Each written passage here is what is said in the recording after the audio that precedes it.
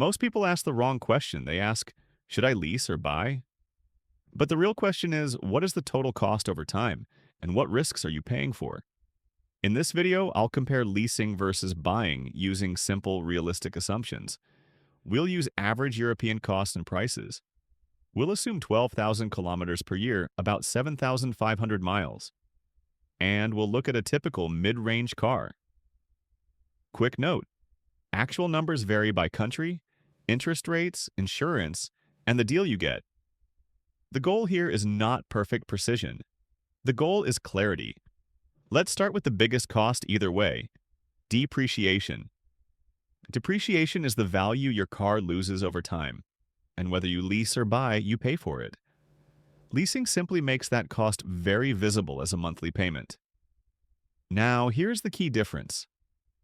Buying means you take the depreciation risk. If the market drops or your car loses value faster than expected, you feel it. Leasing transfers most of that risk to the leasing company, but you pay for that protection. So let's run a realistic example. Imagine a car with a purchase price of 40,000 euros, roughly 43,000 US dollars. After 5 years, it might be worth around 20,000 euros. That means the car lost about 20,000 euros in value, or around 4,000 euros per year. If you buy the car with financing, you also pay interest. Let's assume a conservative interest cost of around 2,000 euros over the full term. If you buy with cash, you avoid interest, but your money is tied up, which also has an opportunity cost. To keep it simple, we'll just use the financing interest for this comparison. So for buying, your big costs are depreciation plus financing interest. Depreciation is about 20,000 euros over 5 years. Interest is about 2,000 euros.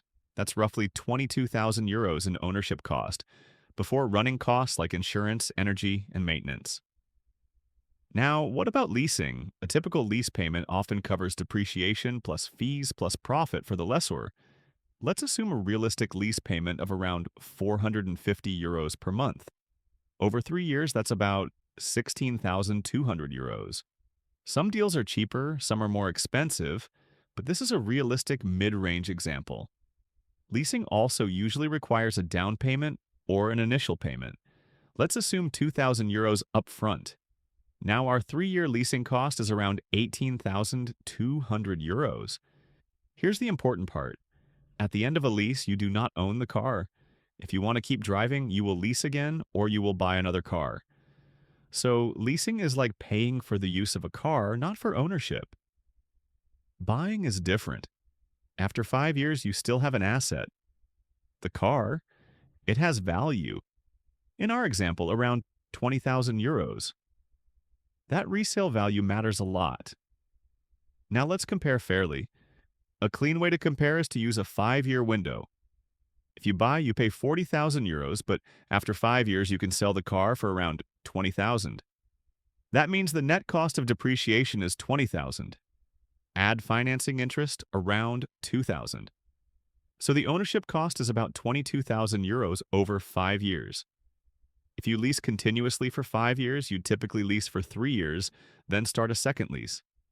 Using our example cost level, 5 years of leasing might land around 30,000 euros in payments and fees, depending on the deal. You can reduce that with a great offer, but the structure is the same. You're paying for usage, and you end with 0 resale value. So why would anyone lease? Because leasing offers predictability. You know your monthly payment. You often have a warranty period. You reduce the risk of unexpected depreciation and expensive out-of-warranty repairs. And for business use, leasing can be attractive for tax and accounting reasons. But leasing also has real downsides, mileage limits, wear and tear charges, and if your situation changes, ending a lease early can be expensive. So here's the simple conclusion. If your goal is the lowest long-term cost, buying and keeping the car longer usually wins. If your goal is predictable monthly expenses, low hassle, and lower risk, leasing can make sense, especially if you change cars often. The best strategy is to decide first what you want, lowest total cost or lowest risk and predictability.